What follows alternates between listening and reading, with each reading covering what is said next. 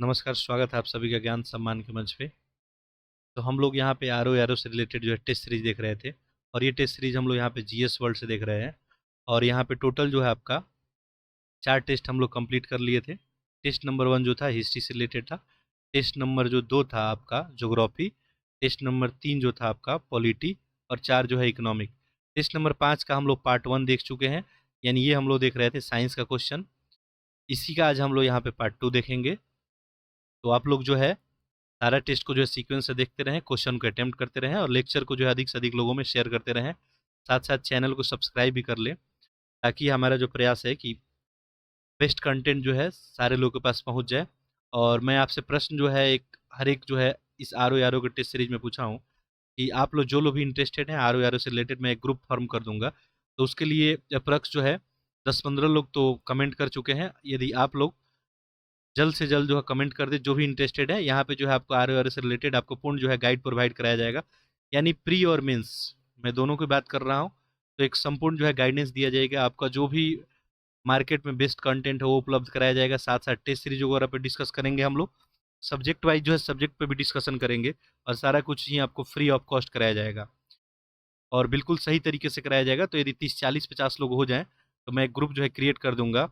और हम लोग जो है 6 दिन जो है स्टडी करेंगे, ठीक है। और 7वां दिन जो है एक डिस्कशन होगा आपसे जो है, ये हम लोग जूम वगैरह पर डिस्कशन कर लिया करेंगे।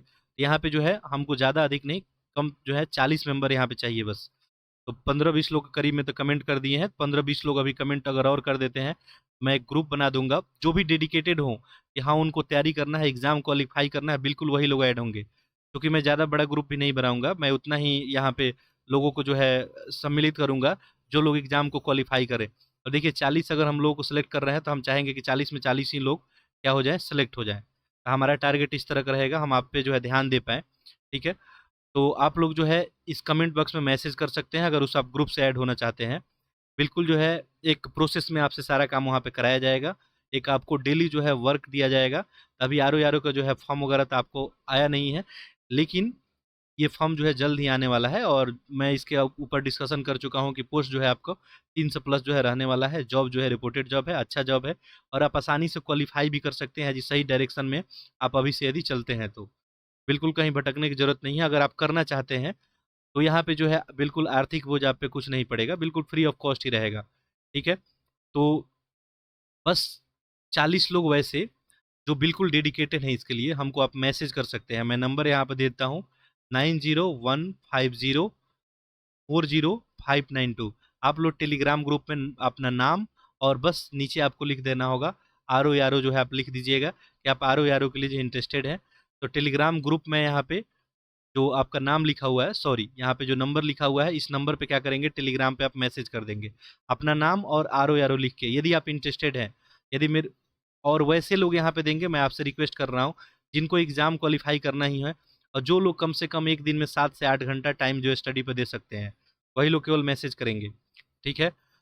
तो मैं जो भी ग्रुप बनाऊंगा, मेरे को ये जो है यहाँ पे रिजल्ट ओरिएंटेड ये ग्रुप यहाँ पे बना रहा हूँ, क्योंकि आप रिजल्ट के बाद भी हम लोग मिलेंगे, ठीक है। तो आप लोग जो है मैसेज करेंगे। चूंकि मैं इसका जो है सिलेबस का एनालिसिस कर लिया हूँ, सारा फॉर्मेट आपको तैयार है, बुक वगैरह भी हम लोग कहाँ से क्या पढ़ेंगे सब कुछ तैयार है। तो आप लोग जो है जो भी इंटरेस्टेड है वो लोग जो है इस नंबर पे जरूर मैसेज करेंगे, ठीक है। बाकी ये नंबर जो है आपको ग्रुप में टेलीग्राम ग्रुप में दिया गया है। इसके पैरेलल में ईपीएफओ वगैरह के लिए अगर तैयारी आप कर रहे हैं तो आप ईपीएफओ जो है के लिए यहाँ पे मटेरियल जो है हम लोग प्रोवाइड करा रहे हैं, टेस्ट सीरीज देख रहे हैं। टेस्ट सीरीज आप लोग देख सकते हैं, बाकी उसके लिए भी हम गाइडेंस आपको दे सकते हैं। यदि आप लोग इंटरेस्टेड हैं तो आप लोग उसके लिए भी मैसेज कर सकते हैं। और आपको सभी को पता है कि अब ईपीएफओ में जो है अधिक टाइम नहीं बचा। एक जो है वहाँ पे क्या किया जा सकता है, आपको गाइडेंस एक जो दिया जाता है, एक शॉर्ट समरी आप लोग को दिया जा सकता है, ठीक है। कि आप कहाँ से पढ़ें, क्या पढ़ें आखिरी समय में। और आपको जो है मटेरियल वगैरह दिया सकता है, तो हम जो है आपके लिए प्रोवाइड करा सकते हैं। चलिए, इसके अलावा एनसीईआरटी बैच के बारे में आप सभी को पता ही होगा, एक फाउंडेशन बैच स्टार्ट किया है। तो जो लोग भी इंटरेस्टेड है यूपी पीसीएस मेंस वगैरह लिखने के लिए, या बीपीएससी हो गया, या कोई भी जो है आपको स्टेट पीसीएस हो गया, आईएएस जो है आप लिखना चाहते हैं, यूपीएससी का एग्जाम लिखना चाहते हैं नेक्स्ट ईयर का, तो आप उस बैच से जुड़ सकते हैं। वहाँ मेंस आंसर राइटिंग करके और इसी नंबर पे आप अपना जो है मेंस आंसर राइटिंग सबमिट कर सकते हैं। मेरा नंबर देने का तात्पर्य यहाँ पे ये था कि आप इंडिविजुअली जो है अपना नाम लिख के और अपना आंसर सबमिट करेंगे, ठीक है। क्योंकि बहुत सारे लोग जो है संकोच करते हैं कि उनका आंसर राइटिंग कोई और देखेगा तो क्या बोलेगा नहीं बोलेगा, तो बस आपको संकोच बिना किए हुए मेरे को ही डायरेक्टली आपको सबमिट करना है। चलिए, बाकी इस अगर चैनल पे देखेंगे तो हम लोग टेस्ट सीरीज तो यहाँ पे देखेंगे तो 60 से ऊपर आपको टेस्ट जो यहाँ पे हम लोग कंडक्ट कर चुके हैं। इसमें आपका यूपीपीसीएस, यूपीएससी, तो आप जो है सब्जेक्ट वाइज वहाँ से जाके टेस्ट लगा सकते हैं। ठीक है, देखिए क्वेश्चन जो है किसी एग्जाम का नहीं होता है, मैं सीधे बता देता हूँ आपको, क्वेश्चन किसी एग्जाम का नहीं होता है। क्वेश्चन क्वेश्चन होता है तो किसी एग्जाम में आपसे वो कंसेप्ट जो है पूछा जा सकता है। ठीक है, चलिए तो इसका हम लोग आज पार्ट 2 देखेंगे। तो हम लोग क्या देख रहे थे, साइंस। पीडीएफ वगैरह के लिए आप लोग टेलीग्राम ग्रुप जो है ज्वाइन कर लेंगे। लेक्चर्स को अधिक से अधिक पढ़ने वाले बच्चे में जो है जरूर शेयर कर देंगे। ठीक है, तो यहाँ पे देखेंगे तो ये जनरल साइंस है। ठीक है, और इसमें हम लोग पार्ट 1 में 70 क्वेश्चन देख चुके थे, तो आज इसके आगे हम लोग देखते हैं। काफ़ी अच्छे अच्छे क्वेश्चन यहाँ पे आपको फॉर्म किए गए हैं, बिल्कुल जैसे आपके एग्जाम में आता है उसी को ध्यान में रखते हुए यहाँ पे क्वेश्चन बनाया गया है। तो देखते हैं हम लोग क्वेश्चन नंबर 71। देखिए पहला प्रश्न क्या है आपका, नवजात शिशु को ट्रिपल जो है एंटीजन जो है वैक्सीन निम्नलिखित में से किस रोग से जो है प्रतिरक्षित करने के लिए लगाई जाती है। ठीक है, तो आप देखेंगे तो ये ट्रिपल एंटीजन वैक्सीन शुरू में दी जाती है, वो किस रोगों के लिए दी जाती है, तो आपको यहाँ पे ये आंसर बन जाएगा कुकुर खांसी, टिटेनस और डिप्थेरिया। ठीक है, ये जो है आपको कुकुर खांसी को काली खांसी भी बोलते हैं, टिटेनस से बचाव के लिए नवजात शिशु को जो है डीपीटी वैक्सीन दी जाती है। ये ट्रिपल एंटीजन वैक्सीन होती है। ठीक है, चलिए आगे बढ़ते हैं। अगला प्रश्न देखिए, नीचे कथन कारण दिया गया है, आपको बताना है इसमें कौन सा सही है। प्रश्न आपको अब दिख पा रहा होगा। देखिए पूछा गया है यहाँ पे, असंतृप्त वसा संतृप्त वसा की तुलना में अधिक अविक्रियाशील होते हैं। ठीक है, ये स्टेटमेंट तो क्या है, असंतृप्त वसा यानी अनसेचुरेटेड फैट के बारे में पूछा जा रहा है। तो अनसेचुरेटेड जो है फैट क्या सेचुरेटेड फैट की तुलना में अधिक अविक्रियाशील होता है। बिल्कुल ही बात क्या है आपका सही है। असंतृप्त वसा की संरचना में केवल एक आबाद होता है। ठीक है, दूसरा स्टेटमेंट क्या है आपका यहाँ पे गलत है। यहाँ पे जो है, यहाँ पे दोहरे बंद आपको देखने को मिले, एक आबाद यहाँ पे नहीं होगा। दूसरा तो गलत हो जाएगा, केवल एक सही हो जाएगा, तो ऑप्शन यहाँ पे सी बनेगा। अगला प्रश्न देखिए, क्वेश्चन नंबर 73। देखिए क्या पूछा गया है, निम्नलिखित पे विचार कीजिए और बताइए कि उपरोक्त में से कौन सा अंतःस्रावी ग्रंथि या ग्रंथियां हैं। ठीक है, आपको बताना है अंतःस्रावी ग्रंथि और ग्रंथियां कौन है। देखिए, दुग्ध ग्रंथि, अश्रु ग्रंथि, अग्नाशय ग्रंथि, थायराइड ग्रंथि। आप सभी को पता है अंतःस्रावी ग्रंथि किसको हम लोग बोलते हैं, जिनका स्राव जो है हमारे शरीर के अंदर से होता है। ये दुग्ध ग्रंथि, अश्रु ग्रंथि और अग्नाशय। ठीक है, ये सब तो इसमें आपको नहीं शामिल होगा। इसमें थायराइड ग्रंथि जो है आपका अंतःस्रावी ग्रंथि हो जाएगा। ठीक है, चलिए तो यहाँ पे जो है ऑप्शन आपका क्या बन जाएगा, केवल 4। अगला प्रश्न देखिए, मनुष्य में जो है संपूर्ण शारीरिक प्रक्रिया में हाम्ब्रीन का संबंध है। हाम्ब्रीन का जो है संबंध किससे है, आपको पता है रक्त जो है जमाव से इसका संबंध है। हाम्ब्रीन जो है एक सेरीन प्रोटीन होता है। ठीक है, रक्त बहाव में रक्त का थक्का जो है बनाने में ये जो आपको महत्वपूर्ण रोल प्ले करता है। अगला देखिए, मानव पाचन तंत्र में निम्नलिखित में से कौन सा एक पाचक एंजाइम नहीं है। पूछा जा रहा है कौन सा इसमें पाचक एंजाइम नहीं है, बताइए। देखिए टाइलिन क्या है, एक पाचक एंजाइम है। देखिए टाइलिन हो गया, ट्रिप्सिन हो गया, पेप्सिन हो गया, ये सब पाचक एंजाइम है। तो टाइलिन भी पाचक एंजाइम है आपका। ठीक है, उसके अलावा देखेंगे पेप्सिन, ट्रिप्सिन भी हो जाएगा। यहाँ पे गैस्ट्रीन जो दिया है, ये क्या है आपको एक पाचक एंजाइम नहीं है। ठीक है, चलिए तो आपका ऑप्शन यहाँ पे डी हो जाएगा। गैस्ट्रीन क्या है आखिर, तो गैस्ट्रीन एक हार्मोन है। ठीक है, याद रखेंगे क्या है, एक हार्मोन है। अगला प्रश्न देखिए, अगला प्रश्न है आपका, मॉर्फिन प्राप्त की जाती है। मॉर्फिन हम लोग जो है कहाँ से प्राप्त करते हैं, पत्ती से, जड़ से, फूल से, फल से। फल से हमको मॉर्फिन जो है प्राप्त होता है।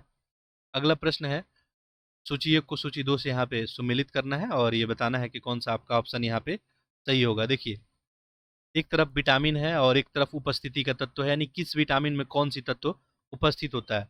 सबसे पहले आपका विटामिन B12 है। विटामिन B12 में क्या उपस्थित होता है, आप सभी को पता होना चाहिए, कोबाल्ट। ए का ऑप्शन 3 हो जाएगा। क्लोरोफिल, क्लोरोफिल में क्या मौजूद होता है, मैग्नीशियम। तो यहाँ पे आप ऑप्शन देख सकते हैं 3 1। देखिए 3 1 आपको ऑप्शन बी में ही दिख रहा है। आपका जो है 2 पता है, तभी आप यहाँ पे आंसर कर सकते हैं। ठीक है, बाकी देख लेते हैं हम लोग।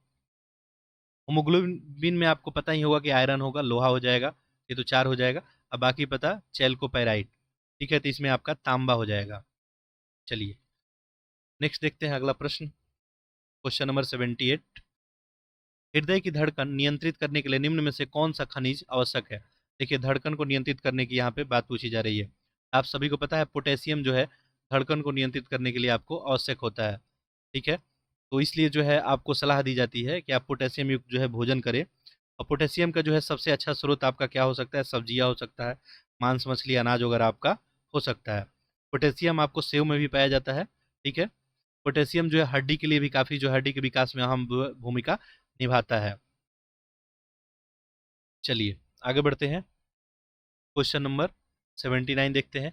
विश्व जो स्वास्थ्य संगठन है इसके अनुसार आज के समय में सर्वाधिक संख्या में लोगों के प्राण लेने वाला रोग कौन है? सबसे अधिक इन ऑप्शन में देखेंगे तो यहाँ पे हृदयघात है, यक्ष्मा है, मलेरिया है, डेंगू है। तो स्वास्थ्य संगठन का ऐसा कहना है कि पिछले जो है 15-20 सालों का अगर रिपोर्ट देखें तो सबसे अधिक जो है हृदयघात से लोग जो है इन सभी में मरे हैं, ठीक है। तो ऑप्शन आपका ए हो जाएगा।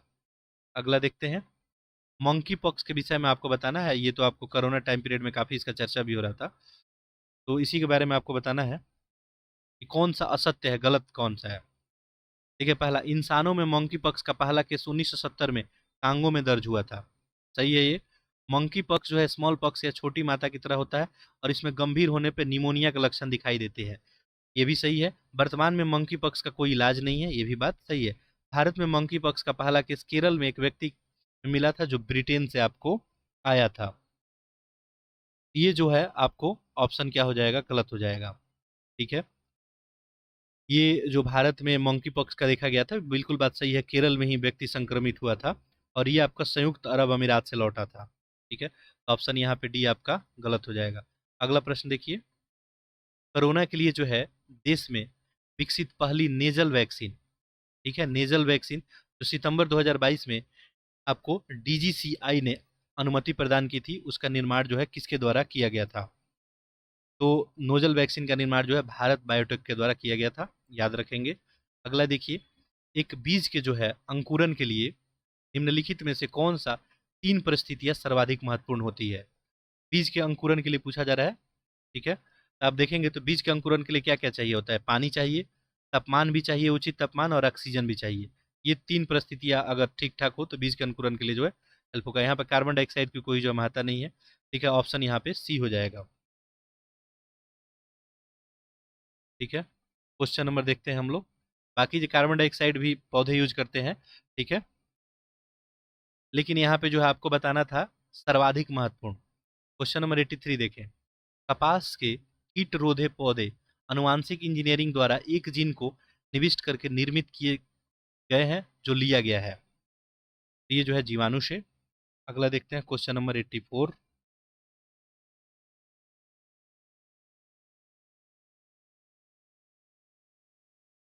देखिए, यहाँ पे कथन कारण ही फिर पूछा गया आपसे, ठीक है, और यहाँ बताना है आपको कौन सा कथन सही है। देखिए, पहला देखते हैं। जो गोल्डन राइस होता है जय प्रौद्योगिकी की एक ऐसी उपलब्धि है जो उपभोक्ताओं के लिए उतनी ही लाभप्रद है जितनी किसानों के लिए है। तो उपभोक्ता के लिए आपको पता है कि गोल्डन राइस जो सुनहरा चावल बोलते हैं बहुत ही क्या है, इंपॉर्टेंट है।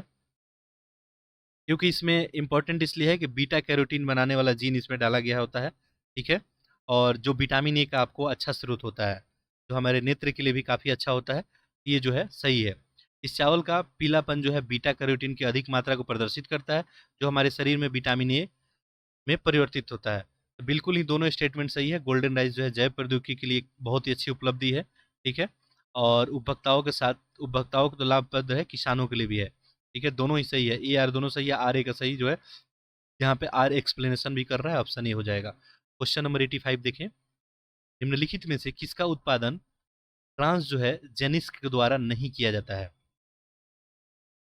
तो यहाँ पे देखेंगे जय निम्नीकरण प्लास्टिक का उत्पादन है, ट्रांसजीनी फसलों का उत्पादन, खाने योग्य चीजों का, क्लोनीकृत जंतुओं का उत्पादन, ये जो है इनके द्वारा नहीं किया जाता है।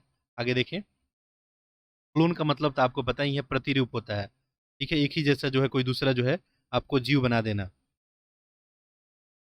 ठीक है। क्वेश्चन नंबर 86 देखते हैं। जेनेटिक इंजीनियरिंग में निम्न में से किसका प्रयोग होता है? जेनेटिक इंजीनियरिंग में, ठीक है, आसान सा क्वेश्चन है आप सभी के लिए। तो इसमें जो है हम लोग प्लास्मिड का प्रयोग करते हैं, ठीक है, जेनेटिक इंजीनियरिंग में। अगला प्रश्न देखिए। कथन और कारण दिया गया है, फिर यहाँ पे आपको बताना है कि कौन सा आपका सही उत्तर होगा। वैज्ञानिक जो है डीएनए अणुओं को चाहे वो अणुओं के किसी भी स्रोत से हो, इच्छानुसार अलग अलग काट कर एक साथ जोड़ सकते हैं। ये बात क्या है, सही है। वैज्ञानिक चाहे तो ऐसा कर सकते हैं।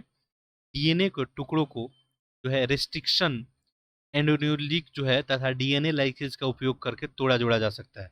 यहाँ पे दोनों ही स्टेटमेंट आपको सही है। जेनेटिक इंजीनियरिंग का एक कमाल है, ये चीज़ें आज जो है पॉसिबल हो पाई है। यहाँ पे ऑप्शन आपका ये हो जाएगा। अगला प्रश्न देखते हैं। क्वेश्चन नंबर कितना था, 87 88। देखिए क्या पूछा गया है।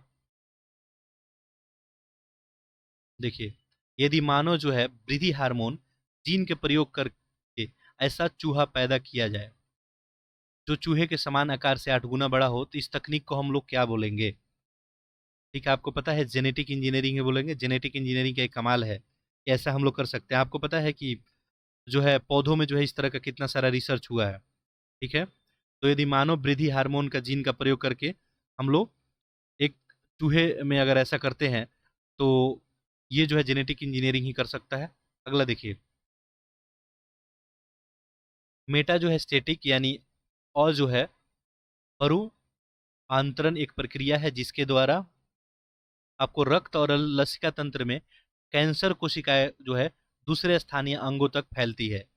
बिल्कुल ही क्या है, ऑप्शन पहला ही सही निकल गया। 89 का जो है आपका ऑप्शन ये हो जाएगा। क्वेश्चन नंबर 90 देखिए, जो है जिन चिकित्सा में एक त्रुटिपूर्ण जीन के कार्य को ठीक करने हेतु, देखिए जीन थ्योरी में आपको जीन जो थेरेपी की जाती है, जीन चिकित्सा, उसका उद्देश्य क्या होता है आपका, कि शरीर के जो सामान्य क्रिया को बनाए रखने के लिए शरीर की कोशिकाओं में जो है सामान्य जीनों का प्रवेश करा के और बीमारियों का क्या करें हम लोग, निदान करें।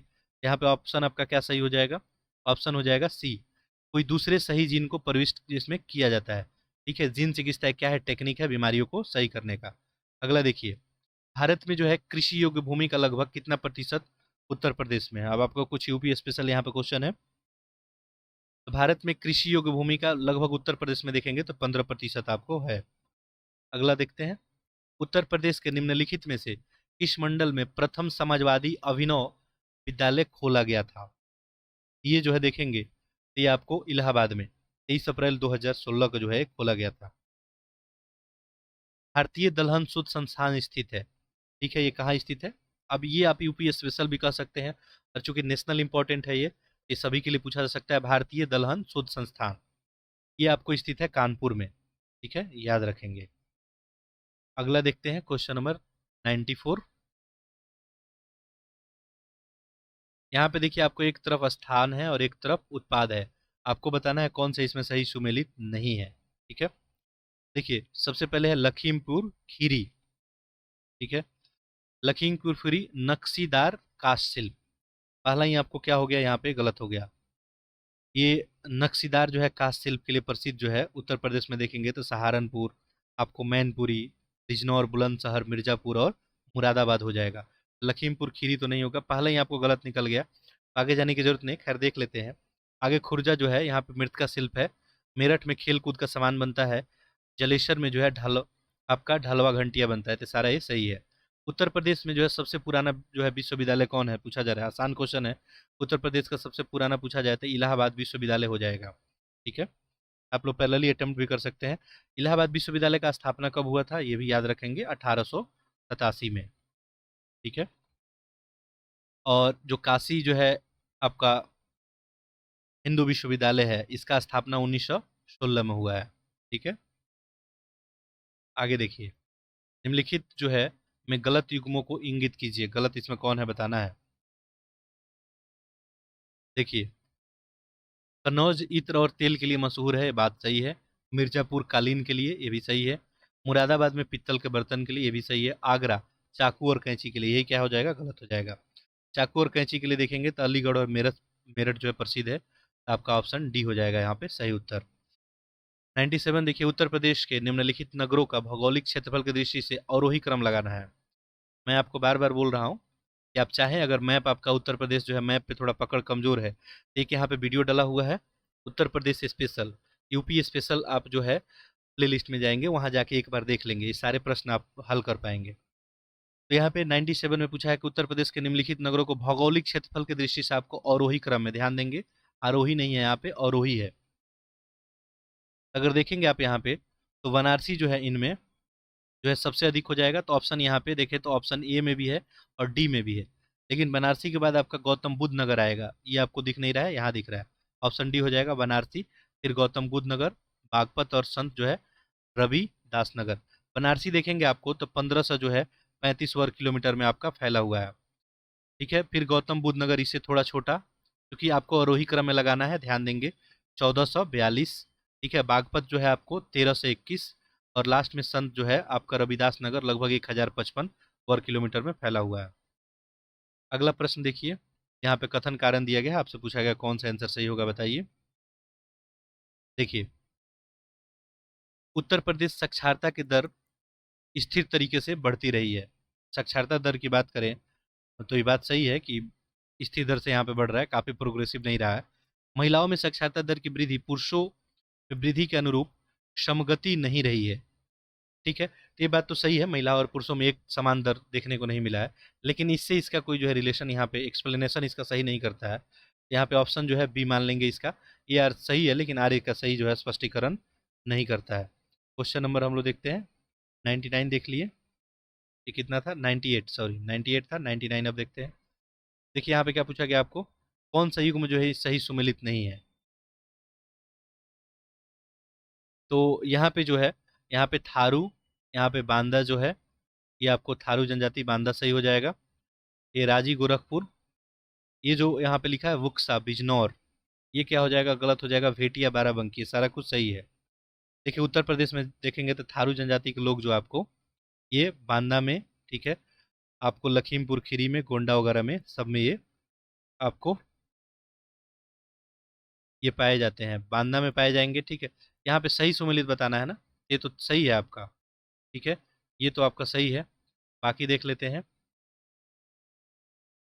ये वोक्सा एक दिया है, वोक्सा या वुक्सा भी बोलते हैं इसको, ये जो है ये शायद आपको उत्तर प्रदेश में नहीं मिलते हैं शायद, वोक्सा जनजाति। ठीक है, उत्तर प्रदेश में ही है वोक्सा आपको, ये शायद बिजनौर में है, तो बिजनौर भी यहाँ पे दिया है। अच्छा आगे देखते हैं हम लोग ऑप्शन, हो सकता है एक से सही ऑप्शन, एक से ज़्यादा इसमें सही ऑप्शन हो। चलिए देख लेते हैं हम लोग आगे कैसा उत्तर दिया है। अच्छा ऐसा कुछ तो है नहीं कहानी इसमें। ठीक है, तो इसमें आपका क्या हो जाएगा,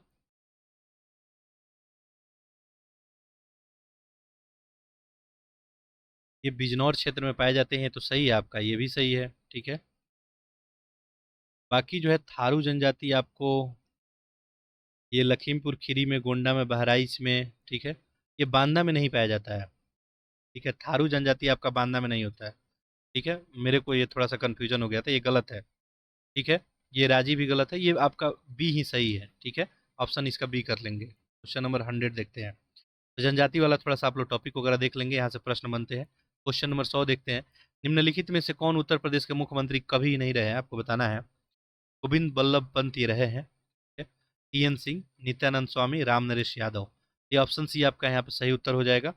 नित्यानंद स्वामी उत्तर प्रदेश के मुख्यमंत्री नहीं रहे हैं। ठीक है, ये आपको उत्तराखंड के आपको प्रथम मुख्यमंत्री थे। ठीक है, याद रखेंगे। अगला देखिए, निम्नलिखित में से कौन जो है सही सुमेलित नहीं, यहाँ भी आपको गलत ही बताना है। देखिए,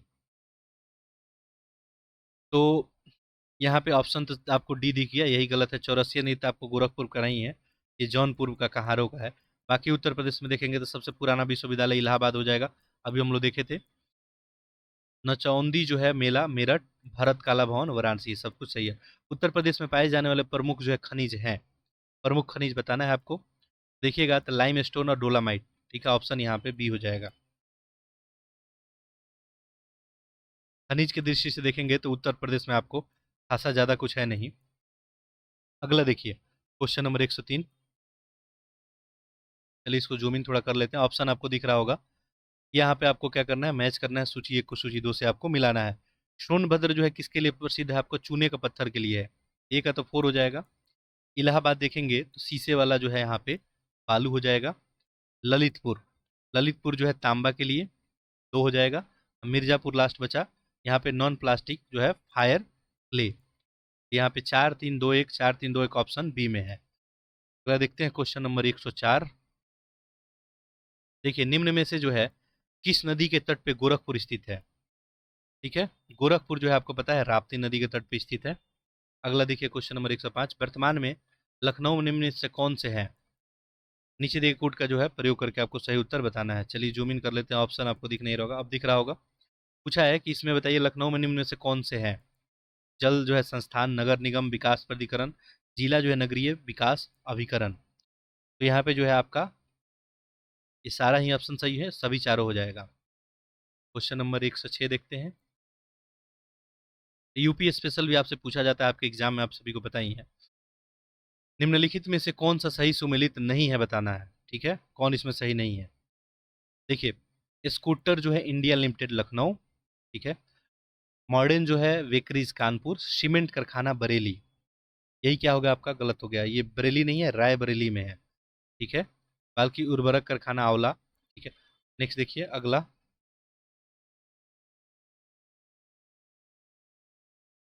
निम्नलिखित युग्म में से कौन सा सही सुमेलित नहीं है बताना है फिर से, ठीक है। देखिए लाल बहादुर शास्त्री गन्ना विकास संस्थान मेरठ, ठीक है। यहाँ पहला ही आपको गलत हो गया, ये लाल बहादुर गन्ना जो है विकास संस्थान कहाँ पे है, लखनऊ में है, ठीक है। तो ये तो गलत हो गया, तो आपका आंसर जो है ये ही बन जाएगा। बाकी इसमें आपका सही होगा ऑप्शन पिकअप लखनऊ हो गया, राज्य चर्म जो है विकास विपणन निगम लिमिटेड आगरा, यूपीएससी जो है यहाँ पे उत्तर प्रदेश वित्तीय निगम, यूपीएफसी है ये कानपुर। अगला देखिए उत्तर प्रदेश में ऐतिहासिक इमारत है उनका स्थान है, ठीक है। आपको यहाँ पे बताना है कि इनमें जो है कौन सा आपको सही होगा। देखिए सबसे पहले देखेंगे तो 84 जो है गुम्बद, ये जालौन में है, तो ये तो 4 हो जाएगा। जामा मस्जिद आप सभी को पता है मुरादाबाद, 3। बौद्ध स्तूप कुशीनगर, 2। और आपका लास्ट हो गया कामत जो है गिरी पर्वत, ये चित्रकूट में। तो 4-3-2-1, 4-3-2-1 ऑप्शन में देखें, 4-3-2-1 दिख रहा है ऑप्शन सी में। अगला प्रश्न देखिए, उत्तर प्रदेश का जो है गुरु पूर्णिमा पर्व समर्पित है, ठीक है। इस ऋषि को जो है पर्व जो है समर्पित है, ये जो है व्यास को। आगे देखिए, उत्तर प्रदेश में क्रियान्वित की जा रही निम्नलिखित योजनाओं में कौन सा केंद्रीय सरकार का योजना जो है नहीं है, ये बताना है। देखिए केंद्रीय सरकार का योजना नहीं है बताना, इसमें देखेंगे तो महात्मा गांधी राष्ट्रीय रोजगार जो है गारंटी है, तो केंद्र सरकार का ही है। ग्रामीण स्वास्थ्य भी केंद्र सरकार का है। जवाहरलाल नेहरू राष्ट्रीय शहर ये भी है। ये गंगा एक्सप्रेस वे जो है ये उत्तर प्रदेश सरकार का है। तो ऑप्शन ये ही आपका यहाँ पे सही उत्तर हो जाएगा। चलिए क्वेश्चन नंबर 111 देखते हैं। यहाँ पे थोड़ा सा मैथमेटिक्स का प्रश्न है आपके लिए। यदि दो संख्याओं का योग 10 है और उनके वर्गों का योग 52 है, तो दोनों संख्याओं में कौन सी होगी? अब देखिए ऐसे प्रश्न आए तो आपको इसको इक्वेशन से भी सॉल्व कर सकते हैं, लेकिन थोड़ा सा आपको कैलकुलेशन होगा। आप चाहें तो यहाँ पे ऑप्शन से भी इसको सॉल्व कर सकते हैं। जैसे देखिए बोल रहा है दो संख्याओं का योग, मान लेते हैं हम लोग संख्या जो है एक्स और वाई है, तो क्या हो जाएगा, x plus y equal to 10 दिया है आपका, और दोनों के वर्गों का योग, यानी आपको x square plus y square equal क्या दिया, 52 दिया है। अब आपको दो इक्वेशन हो गया, दो अनोन हो गया। अब आप इसको सॉल्व कर सकते हैं। एक्स प्लस वाई का होल स्क्वायर जो है क्या होता है, x square plus y square plus 2xy, तो यहाँ से एक्स वाई का वैल्यू निकाल सकते हैं, ठीक है। एक्स वाई का वैल्यू निकलेगा तो फिर एक्स माइनस वाई का होल स्क्वायर पे पुट करके आप बना सकते हैं, ठीक है। ये थोड़ा कैलकुलेशन होगा और इसमें थोड़ा आपका वक्त जो है जाएगा। दूसरा तरीका क्या हो सकता है, आप ऑप्शन के हेल्प से जो है बना ले। यहाँ पे दो संख्याओं का योग जब 10 दिया है तो 3-7 भी 10 ही होगा, सही बात है। लेकिन क्या 3-7 का स्क्वायर आपको 52 आ रहा है, तो 3 का स्क्वायर कितना होता है, 9। देखिए ऑप्शन से आप कैसे करेंगे इसको, आपको दिया है ना कि दो संख्याओं का योग 10 है, तो 3 + 7 करेंगे तो 10 तो आ जाएगा, ठीक है, कोई दिक्कत नहीं है यहाँ पे। अब ये इसका वर्गों का योग कितना आना चाहिए, 52। तो 3 का स्क्वायर करें प्लस 7 का स्क्वायर करें, 3 का स्क्वायर 9 होता है, 7 का स्क्वायर 49 होता है। ये 9 9 आपका 18 आ गया, ये तो 58 आ गया, तो पहला ऑप्शन तो नहीं होगा। दूसरा ऑप्शन देखते हैं, तो 4 6 10 हो रहा है, कोई दिक्कत नहीं है। अब 4 का स्क्वायर 16 होता है और 6 का स्क्वायर 36 होता है, 6 6 आपका 12, 3 1 4 1 5, देखिए आ गया 52। तो ऑप्शन आपका बी ही हो जाएगा। अब आगे आपको कैलकुलेशन करने की जरूरत नहीं है। ऐसे ऐसे क्वेश्चन जब आए तो आप चाहें तो जो है थोड़ा कैलकुलेशन से बचने का प्रयास करें, ऐसे में आपका समय थोड़ा बच जाएगा, ठीक है। तो यहाँ पे ऑप्शन बी हो जाएगा, समझ में आ गया होगा आप लोग को। आगे देखिए, अगला देखिए क्वेश्चन नंबर 112, ठीक है। देखिए यहाँ पे क्या पूछा गया है, यदि 10 और 50 के मध्य एक अभाज्य संख्या है, इसके 10 और 50 के मध्य एक अभाज्य संख्या है, और इस प्रकार है वो कि उनके अंकों को आपस में बदल दे तो कोई प्रभाव नहीं पड़ेगा। अभाज्य संख्या का डिफिनीशन तो आप सभी को पता ही होगा, वैसी संख्या जो अपने आप से डिवाइड होती हो और उनके अलावा केवल और केवल एक से डिवाइड होती होंगी। एक तो एक से सारी संख्या डिवाइड हो ही जाती है, ठीक है। तो 10 और 50 के बीच वैसा संख्या आप लिखिए जो अंकों का स्थान अगर बदल दिया जाए और वो अभाज्य संख्या भी हो। तो 10 और 50 के बीच देखेंगे तो 11 आ जाएगा, एक 22 बनेगा, एक 33 और एक 44। अब आप जो है अंकों का स्थान बदल देंगे तभी अंक वही रहेगा। अब इस एक को पहले रख दें, इस एक को बाद में, क्या फर्क पड़ता है?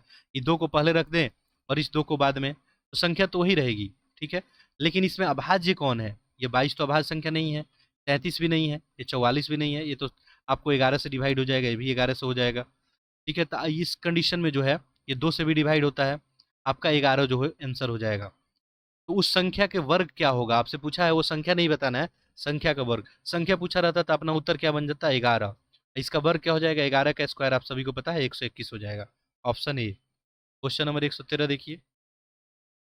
अब मैथमेटिक्स में बहुत डिफिकल्ट आपको नहीं प्रश्न आते हैं, बट कैलकुलेशन तो आता ही है। निम्नलिखित में से कौन सा विकल्प 1/4 से अधिक है? अच्छा, 1/4 का वैल्यू आप सभी को पता ही है, क्या हो जाएगा? 4 को डिवाइड कीजिएगा जब 1 से, यहाँ पॉइंट रखिए, 0 आ जाएगा। 4 दूने 8 हो गया, यहाँ पे 2 आ गया 0, 4 पचे 20, कितना आ गया? 1/4 का वैल्यू आ गया 0.25। कोई डाउट नहीं होगा। देखिए पहला ऑप्शन में क्या है, यहाँ पे दिया आपका 0.25 का स्क्वायर।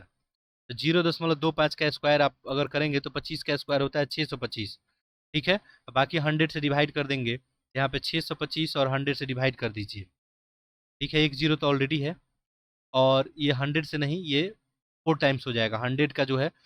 यहाँ पे देखिए कैसे मैं कैलकुलेशन किया, मैं आपको बता देता हूँ।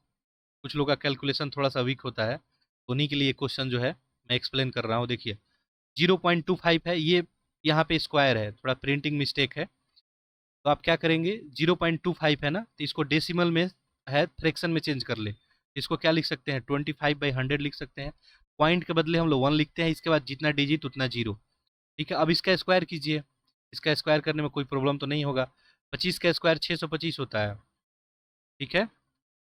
100 का स्क्वायर कितना होता है? यहाँ पे 4 टाइम 0 हो जाएगा। अब बस इसको डेसिमल में कन्वर्ट कीजिए तो क्या हो जाएगा? 0.0625, ठीक है। तो इसका मीनिंग आपको हो जाएगा 0. अच्छा, क्वेश्चन में पूछा है 0.45 से अधिक होना चाहिए, तो पहला ऑप्शन तो अधिक नहीं हो रहा है, तो कम हो जा रहा है। फिर है रूट अंडर, यहाँ पे है 1/4। रूट अंडर 1/4 का वैल्यू क्या होगा? 1 का वैल्यू तो नहीं होगा, 4 का वैल्यू 2, यानी 0.5 आ जाएगा। अच्छा, 0.5 0.25 से बड़ा है कि नहीं? बिल्कुल है, ये तो सही हो जाएगा। बाकी देखिए 0.04 कम ही हो जाएगा, और ये कम ही हो जाएगा, ऑप्शन आपका बी बन जाएगा। क्लियर होगा सबको? आगे देखते हैं क्वेश्चन नंबर 114। देखिए यहाँ पे क्या पूछा गया है, निम्नलिखित में से वह कौन सी संख्या है आपको जिसमें 13 से भाग देने पे शेष 4 बचता है और 17 से भाग देने पे 11 बचता है, ठीक है। वैसे में आप ऑप्शन से भी इस क्वेश्चन को चाहे तो कर सकते हैं। यहाँ पे सबसे पहले 5 आपको 78 दिया गया। अच्छा, एक मैं आपको यहाँ पर टेक्निक बताता हूँ। अगर ऐसे क्वेश्चन को आप ऑप्शन से करना चाहते हैं, चाहे किसी भी क्वेश्चन को अगर आप ऑप्शन से कर रहे हैं, तो आप क्या करेंगे, ऑप्शन ए को छोड़ के स्टार्ट करेंगे। जनरली इसका आंसर जो है ऑप्शन ए में नहीं डाला जाता है, ठीक है। क्योंकि जो है एग्जामिनर को भी पता है कि ऐसे क्वेश्चन ऑप्शन से भी किए जाते हैं। ये नीचे डाला होगा, नहीं तो बी में, नहीं तो सी में, नहीं तो डी में। तो आप चाहे देखिए, हम लोग एक ऑप्शन से क्वेश्चन किए थे थोड़ी देर पहले, तो आप देखे थे उसका ऑप्शन बी बना था, हो सकता था ऑप्शन सी भी बने। तो आप ए को यहाँ पे छोड़ के बी से स्टार्ट कर सकते हैं। बाकी यदि तीनों नहीं बनता है तब आप क्या करेंगे, ए से ट्राई करेंगे। ऐसे चांसेस कम देखने को आज तक मिले हैं, ठीक है। देखिए यहाँ पे हम लोग 589 को ट्राई करते हैं। 589 को आप डिवाइड करें किससे? 13 से। देखिए क्या 4 शेष बच रहा है, बिल्कुल यहाँ पे आपको देखने को मिलेगा। देखिए आपका 13 से अगर डिवाइड करते हैं हम लोग 589 को, यहाँ पे क्या हो जाएगा? 13 4, यहाँ पे 52 हो जाएगा, ये 6 9, ठीक है। ये 5 हो गया, ये 65 हो गया। ये देखिए 4 शेष बच गया यहाँ पे। चलिए पहला कंडीशन तो फुलफिल कर गया, दूसरा कंडीशन चेक कर लेते हैं। 17 को डिवाइड कर लेते हैं 589, यहाँ पे 3 जाएगा, ये 51 होगा, ये 7 और 9, यहाँ पे 4 17, यहाँ पे हम करते हैं 17 चौके, हाँ ठीक है, 68 हो जाएगा। यहाँ पे 1 हो गया और यहाँ पे 1 हो गया, 11 शेष बच गया। देखिए यहाँ पे ऑप्शन आपका क्या हो जाएगा? बी हो जाएगा, ठीक है। बी ही ऑप्शन आपका सही होगा, ठीक है। तो इस तरह से यहाँ पे आंसर बी हो जाएगा। आगे देखिए क्वेश्चन नंबर 115 देखते हैं। 2 ग्राम है, एक रामपुर है और एक श्यामपुर है। पुरुष जनसंख्या 55% और महिला 45% है, ये दिया है। रामपुर में साक्षरता का स्तर जो है अच्छा, रामपुर और श्यामपुर में पुरुष जनसंख्या और महिला का जनसंख्या का प्रतिशत आपको बताया गया, पहला बात। फिर दिया है कि रामपुर में साक्षरता पुरुषों में 55% है और महिलाओं में 45 है। श्यामपुर में पुरुषों में 45 और महिलाओं में 55 है। तो ऐसे में बताइए जो ऑप्शन है कौन सा सही होगा। ठीक है, ऐसे में आपको क्या करना होगा, इसको सॉल्व करना होगा। ऐसे हम बता नहीं सकते हैं कि दोनों में 50 होगा। ठीक है, अब क्या होगा, चलिए इसको सॉल्व हम लोग करने का प्रयास करते हैं। यहाँ पे प्रश्न में देखिए आपको दिया क्या है, रामपुर है और श्यामपुर है। ठीक है, अब यहाँ पे आप क्या कर सकते हैं, इसमें आप एज्यूम कर सकते हैं। ठीक है, एक तो है कि आप एज्यूम कर लें कि रामपुर का जो है एक्स है, श्यामपुर का वाई है। अब ऐसे में ये डिफिकल्ट हो जाएगा आपके लिए सॉल्व करना, काफ़ी लंबा में सॉल्व होगा। ठीक है, तो आप कुछ डिजिट एज्यूम कर लें और ऐसा डिजिट एज्यूम कर लें जिससे 55 और 45 से दोनों जो है इन आसानी से जो है डिवाइड वगैरह भी हो जाए। ठीक है, तो उसको जो है आसानी से आप जो है कैलकुलेशन कर सकें। ऐसा आप कोई संख्या ले सकते हैं, आप जो चाहें। ठीक है, तो हम लोग जो है यहाँ पे 2000 को ही चलिए एज्यूम कर लेते हैं। मान लेते हैं कि रामपुर और श्यामपुर प्रत्येक का जनसंख्या जो 2000 है। ठीक है, एज्यूम कर लेते हैं। प्रश्न में क्या दिया है, रामपुर और श्यामपुर का जनसंख्या जो है, पुरुषों का संख्या क्या दिया है आपको, तो 2000 का सबसे पहले आप 55% निकाल लें। ये पुरुषों का संख्या हो जाएगा 55/100। दो शून्य से दो शून्य यहाँ पे कैंसिल हो गया। यहाँ 55 से 2 से करेंगे 110 आ जाएगा और एक जीरो। पुरुषों का संख्या 1100 हो गया। महिलाओं का संख्या कितना है, तो महिलाओं का संख्या देखिए कितना दिया है यहाँ पे 45। तो 2000 का 45% निकाल लें। 2000 का 45%, 45/100। दो शून्य से दो शून्य कैंसिल, 45 दूना हो गया 90, ये 900 आ गया। यहाँ तक कोई दिक्कत नहीं है। देखिए यहाँ से पुरुषों का संख्या हम लोग निकाल लिए 1100 और महिलाओं का 900। अब रामपुर में साक्षरता क्या दिया है आपको कि 55% है पुरुषों का।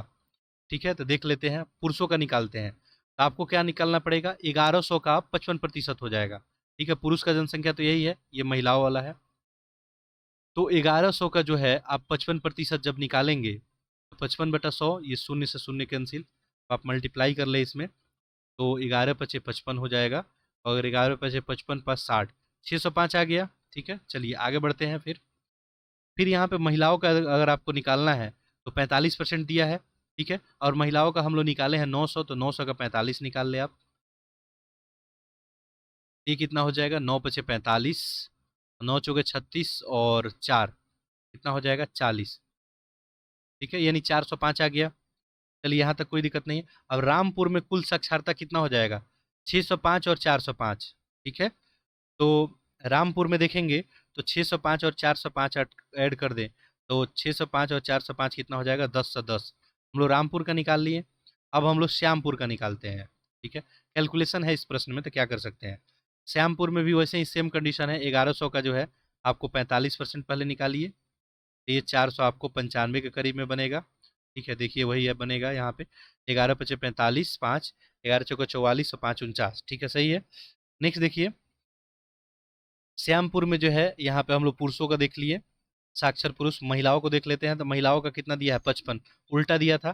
तो 900 का 55 कर लें, तो 900 का 55 कितना हो जाएगा, शून्य से शून्य कैंसिल, 9×5 = 45, 9×5 = 45 और 5 × 50, 505 आ गया। ठीक है, महिलाओं का कितना आ गया यहाँ पे। ठीक है, कैलकुलेशन सही है ना, 9×5 = 45, 5 हो गया, 9×5 = 5। ठीक है, यहाँ पे हम लोग महिलाओं का निकाल लिए और पुरुष का भी निकाल लिए। ठीक है, कहाँ पे, श्यामपुर में। तो अब जो है आप क्या करें, श्यामपुर में कुल साक्षरता ऐड कर दें यहाँ पे। ठीक है, अच्छा श्यामपुर का डाटा ये दिया था ना, एक बार देख लेते हैं।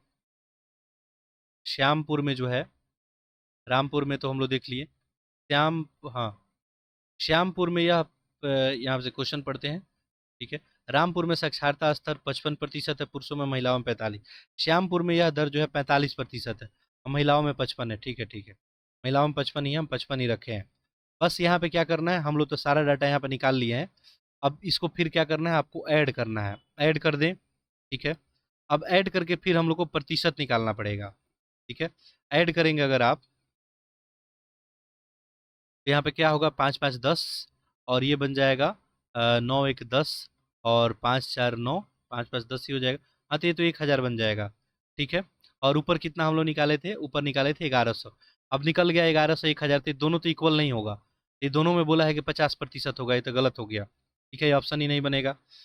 और यहाँ पे रामपुर का साक्षरता जो है श्यामपुर से आपको ज़्यादा दिखने को मिल रहा है। वहाँ पे देखिए 1100 लोग दिख रहे हैं, यहाँ पे 1000 लोग दिख रहे हैं। ठीक है, दोनों ग्राम का साक्षरता स्तर समान है तो गलत ही है, समान नहीं है। ठीक है, रामपुर का साक्षरता श्यामपुर से निम्न में है तो गलत हो गया। रामपुर में 1100 लोग साक्षर है, यहाँ पे 1000 ही, ऑप्शन डी हो जाएगा। ठीक है, चलिए, बाकी कोई और भी डाटा आप रख के कर सकते थे, 1000 भी आप लेके वहाँ पे कर सकते थे। मैं सोचा कि नीचे से जो है कुछ कैलकुलेशन उसमें होगा, तो ऐसा कुछ था नहीं। ठीक है, केवल मल्टीप्लिकेशन था। क्वेश्चन नंबर 116 देखिए, ये तो आपका रीजनिंग का एक क्वेश्चन हुआ, बेसिक सा। आपको संबंध देखना है इसमें, आखिर क्या जो है रिलेशन है। यहाँ पे यदि आप ध्यान देंगे तो यहाँ वाला आपको डैश से दिया है, यानी यही वाला पोजीशन बताना है। वाई और जेड में जो है क्या रिलेशन है। ठीक है, तो वाई से जेड में देखेंगे तो वाई के बाद जेड ही आता है। ठीक है, -1 का है। डी से देखें बी में क्या रिलेशन है। ठीक है, डी से बी में देखेंगे तो -2 में आ जाएगा। फिर देखिए वी से एक्स है, ये यहाँ पे आपको क्या आ जाएगा, ये भी -2 आ जाएगा। बस यही आपको -2 -1 -2 का जो फॉर्मेशन रखना है। जस्ट आप यहाँ पे क्या करें, सेम यही लॉजिक लगाएं। ठीक है, तो जेड से जो है आप -2 करेंगे तो क्या बन जाएगा, जेड से -2 करेंगे माइनस भी, आपका भी बन जाएगा। बी ऑप्शन में तो अच्छा, दो ऑप्शन में दिख रहा है बी और डी में, अभी भी अपना आंसर नहीं निकला है। नेक्स्ट देखिए, बी से पहले चले जाइए आप, -1 में तो क्या आ जाएगा, तो ये क्या बन जाएगा यहाँ पे आपका। ठीक है, चलिए हम लोग इसको पूरे सॉल्व भी कर लेते हैं। देखिए यहाँ पे, अच्छा यहाँ पे सॉरी, यहाँ पे आपको नहीं बताना है, आपको वाट का सिंबल यहाँ पे है, आपको यहाँ पे निकालना है। ठीक है, इसलिए ऑप्शन भी मैच नहीं कर रहा था, तो मेरे को लगा, देखिए यहाँ पे आपको ऐसे सॉल्व करना है। ठीक है, ये वाला पोजीशन बताना है, मेरे को लगा यहाँ पे बताना है। ठीक है, देखिए तो ऐसे में देखते हैं, ये तो -1 वाला संबंध दिख रहा था, ये हम लोग देख लिए थे। इसका रिलेशन अगर देखेंगे आप लोग, एक से जो है डब्लू में क्या रिलेशन है। ठीक है, एक से डब्लू में आप अगर देखेंगे तो -1 का है। एफ से जो है एच में देखें यहाँ पे, तो यहाँ पे आपको एफ से एच में +2 का दिखेगा। फिर टी से आर में देखें, टी से आर में देखेंगे -2 का दिखेगा। ठीक है, और नेक्स्ट देखना है अपने को, यहाँ पे डब्लू से जो है -1 करें, डब्लू से -1 तो वी हो जाएगा। एस से जो अगर माइनस आप यहाँ पे माइनस जो है यहाँ पे, अच्छा यहाँ पे जो है एफ से एच में क्या आया था, एफ जी एच, +2 करना था, एच से +2 करें तो +2 करेंगे तो जे आ जाएगा। अब देखिए जे और भी आ गया, जे भी लास्ट में देखें आप कहाँ जा रहा है, यहाँ आ रहा है, बस बी ऑप्शन हो जाएगा, बाकी इसको करने की जरूरत नहीं है। अगला देखिए, निम्न अंकों में जो है श्रृंखला के अंत में कौन सी संख्या आएगी। ये तो जो है आपको श्रेणी दिख रहा है, काफी धीमे धीमे बढ़ रहा है, यानी प्लस माइनस वाला कंसेप्ट लगेगा आपका यहाँ पे। देखिए 13 23 हुआ है, 10 बढ़ा है, 23 में 11 जोड़े 34 हो गया है, 34 में 12 जोड़े 46 आ गया, इसमें आप 13 जोड़े बिल्कुल 59 आ गया, इसमें 14 जोड़े 73 आ जाएगा, 9 4 13, तो इसमें क्या ऐड करना पड़ेगा 15, तो 15 इसमें ऐड कर दे, 5 3 8 हो गया, और 7 1 8 हो गया, 88 आंसर हो जाएगा। 88 देखें, ऑप्शन आपका जो 88 डी में दिख रहा है। ठीक है, अगला प्रश्न देखते हैं, क्वेश्चन नंबर 118। देखिए यहाँ पे क्या पूछा गया आपको, यहाँ पे प्लस और जो है डिवाइड का सिंबल है, तथा 2 और 5 को आपस में बदल देने पे क्या हो जाएगा, बस बदल दे। ठीक है, प्लस को किससे बदलना है, प्लस और डिवाइड को बदलना है। ठीक है, ध्यान देंगे, और साथ साथ 2 और 5 को भी बदलना है। ठीक है, तो क्वेश्चन यहाँ पे देखिए क्या है, 8 है +4 × 5 डिवाइड 2 -3 इक्वल टू क्या होगा। आप लिखिए 8, प्लस को जो है डिवाइड से यहाँ पे बदल दीजिए, डिवाइड लिख देते हैं, 4, डिवाइड को तो एज इट इज रहने दीजिए, इसमें चेंज नहीं करना है। साथ साथ जो है 2 और 5 को भी बदलना है, तो 5 की जगह पे आप 2 लिख दीजिए, और 2 की जगह पे 5 लिख देना है। यहाँ पे डिवाइड है तो क्या हो जाएगा आपका, प्लस सिंबल हो जाएगा, 3 तो ऐसे ही रहेगा, बस कैलकुलेशन कर लेना, आप कुछ है नहीं। ठीक है, यहाँ पे ये 4 दूना 8 हो जाएगा, 2 2 में 2 से मल्टीप्लाई करेंगे 4 आ जाएगा, और 4 में 5 ऐड करेंगे 9, 9 में से 3 आ जाएगा 6, ऑप्शन क्या हो जाएगा, सी। आगे देखिए, अगला क्वेश्चन है आपको, यहाँ पे पेस्टर है। ठीक है, PESTR, इससे अंतिम जो है 5 अक्षरों से कितने जो है सार्थक शब्द बनाए जा सकते हैं। अंतिम 5 कौन है, 1 2 3 4 5, यही ईस्टर से आपको बताना है कि कितना जो है शब्द बनाया जा सकता है। मूल शब्द तो आपका क्या है यहाँ पे, PESTER, 1 2 3 4 5, इसी से बनाना है आपको। इसे देखेंगे, पहला तो यहाँ पे ईस्टर जो है आखिरी शब्द हो जाएगा इसका, और इसी से क्या बनाना है आपको, शब्द बनाना है। ऐसा शब्द बनाना है जो सार्थक हो, कोई उसका अर्थ निकलता हो। टेस्टर से जो है क्या क्या बन सकता है, एक देखिए इसको आपस में चेंज करके, एक तो हम लोग बना सकते हैं आर ई, यहाँ पे ए सी, रिसेट बन सकता है, रिसेट सार्थक है। ईस्टर तो ऑलरेडी है ही। एक और क्या बन सकता है, S T double E R, ठीक है, ये भी बन सकता है। और ट्री भी बन सकता है, इसे टी आर आपको डबल ई एस, ठीक है। तो यहाँ पे ईस्टर को अगर छोड़ दें तो आपको 3 शब्द, और ईस्टर को लेके टोटल 4 शब्द। यहाँ पे ऑप्शन क्या हो जाएगा, आपका आंसर हो जाएगा 4, और 4 जो है ऑप्शन डी में है। क्वेश्चन नंबर 120 देखिए, ये भी मैथमेटिक्स का ही क्वेश्चन है, डायरेक्शन का। देखिए डायरेक्शन में जब भी प्रश्न सॉल्व करने जाते हैं तो आप सबसे पहले डायरेक्शन बना ले। ये ईस्ट हो गया आपका, ये वेस्ट हो गया, और ऊपर वाला नॉर्थ और नीचे साउथ पूछा है। यानी आपका पूरब हो गया, ये पश्चिम, ये उत्तर, और ये हो गया दक्षिण। पूछा है कि राम जो है उत्तर पश्चिम 4 किलोमीटर पैदल चलता है। उत्तर पश्चिम कौन सा होगा, उत्तर और पश्चिम का बीच, उत्तर ये है और ये पश्चिम है। राम जो है मान लीजिए इस पॉइंट से जो है मूव करना शुरू करता है, तो उत्तर पश्चिम में चलता है कितना आपको, 4 किलोमीटर। तो बिल्कुल इसी डायरेक्शन में चलेगा ये, तो इस डायरेक्शन में दोनों के बीच 4 किलोमीटर ये चल देता है। फिर उसके बाद देखिए क्या दिया है, इसके बाद नेक्स्ट दिया है, ये कितना है 4 किलोमीटर, तो इसको 4 लिख देते हैं। और फिर जो है 3 किलोमीटर दक्षिण पश्चिम में चलता है, तो यहाँ से दक्षिण पश्चिम क्या हो जाएगा आपका, यहाँ से दक्षिण पश्चिम बनाने के लिए आपको बस यहाँ पे आप प्लस का सिंबल दीजिए। और यहाँ से देखिए दक्षिण कौन सा होगा, ये वाला नीचे वाला। पश्चिम कौन सा होगा, ये वाला, यानी इस डायरेक्शन में मुड़ेगा अब ये, ठीक है। ये वाला डायरेक्शन का बात कर रहा है। ये कितना जाने की बात कर रहा है, 3 किलोमीटर। यहाँ से हम लोग 3 किलोमीटर लेके आ जाते हैं। चलिए 3 किलोमीटर हो गया, 3 हो गया, यानी ये यहाँ से चला था, यहाँ पहुँचा था, फिर यहाँ से यहाँ आ गया। अब क्या पूछा जा रहा है, आप बताइए कि प्रस्थान बिंदु से वो कितनी दूरी पे है। ये आपको दूरी आपको बताना है, ये दूरी क्या है। बिल्कुल ही बता देंगे, यहाँ पे कोई दिक्कत है नहीं। यहाँ पे देखेंगे तो ये एंगल जो है आपको क्या बन जाएगा, ये 45, पहले से 45, ये 90 बन जाएगा। यानी ये क्या हो गया, ये राइट एंगल ट्रेंगल हो गया। राइट एंगल ट्रेंगल में आपका 2 भुजा पता है, तीसरा निकालना है, तो बस रूट अंडर जो है लंब का स्क्वायर प्लस आधार का स्क्वायर, यानी 3 का स्क्वायर प्लस 4 का स्क्वायर कर दे। 3 का स्क्वायर 9 होता है, 4 का स्क्वायर 16, तो ये कितना हो जाएगा 25। 25 का रूट निकालेंगे तो 5 आ जाएगा। आंसर देखिए तो क्या होगा इसका, ऑप्शन आपका डी बन जाएगा 5, ठीक है। चलिए अगला प्रश्न देखते हैं, क्वेश्चन नंबर 1 से 21। अब कुछ करेंट अफेयर का आपसे प्रश्न जो है पूछा गया है। हाल ही में किस राज्य को राष्ट्रीय एमएसएमई पुरस्कार 2022 के श्रेणी में प्रथम पुरस्कार से सम्मानित किया गया है, ये आपको उड़ीसा को। अगला प्रश्न देखते हैं, क्वेश्चन नंबर 122। देखिए क्या पूछा गया है यहाँ पे, हाल ही में जो है किसने रणजी ट्रॉफी 2021-22 का खिताब जो है जीता है, ये मध्य प्रदेश के द्वारा जीता गया था। अगला प्रश्न देखिए, 1 मिनट, ठीक है। प्रतिवर्ष जो है विश्व तंबाकू निषेध दिवस कब मनाया जाता है, तंबाकू निषेध दिवस जो है आपको ये 31 मई को, ऑप्शन ए हो जाएगा। WHO के द्वारा मनाया जाता है। अगला देखिए, प्रधानमंत्री जीवन जो है ज्योति बीमा योजना और प्रधानमंत्री सुरक्षा बीमा योजना, वार्षिक प्रीमियम राशि इसका कितना है, ठीक है। वार्षिक राशि अगर देखेंगे तो 436 और 20 रुपये हो जाएगा। जीवन ज्योति बीमा योजना का 436 और प्रधानमंत्री सुरक्षा बीमा योजना का 20 रुपया। अगला प्रश्न देखिए, निम्नलिखित कथनों पर विचार कीजिए और इसमें बताइए कि कौन सा प्रश्न उपयुक्त में से कौन सा कथन सही है, आपको ये बताना है, ठीक है। देखिए चलिए जूम इन कर लेते हैं, यहाँ पे बताना है कौन सा आपको सही है। हाल ही में तेलंगाना राज्य में बैक वाटर में भारत की सबसे बड़ी फ्लोटिंग सोलर पावर परियोजना शुरू की गई है। देखिए पहला स्टेटमेंट तो क्या है आपको, ये सही नहीं है। टाटा ग्रुप में बिजली company Tata power solar system ने यह परियोजना शुरू की है, ये बात आपको सही है। लेकिन ये परियोजना जो है आपको देखेंगे तो ये तेलंगाना में नहीं, ये केरल में है, तो पहला गलत है, दूसरा सही है। ये टाटा ग्रुप के द्वारा ही शुरू किया गया था, तो यहाँ पे ऑप्शन बी बनेगा केवल 2। आगे देखते हैं क्वेश्चन नंबर 126। फिर ऐसा ही क्वेश्चन है, आपको बताना है इसमें कौन सा आपको सही होगा। देखिए पहला है कि 2023 में G20 की बैठक भारत के जम्मू कश्मीर राज्य के शासित प्रदेश में आयोजित की जाएगी, ठीक है। आपको पता है G20 की बैठक जो है 2023 में आपको भारत में आयोजित की जा रही है, ठीक है।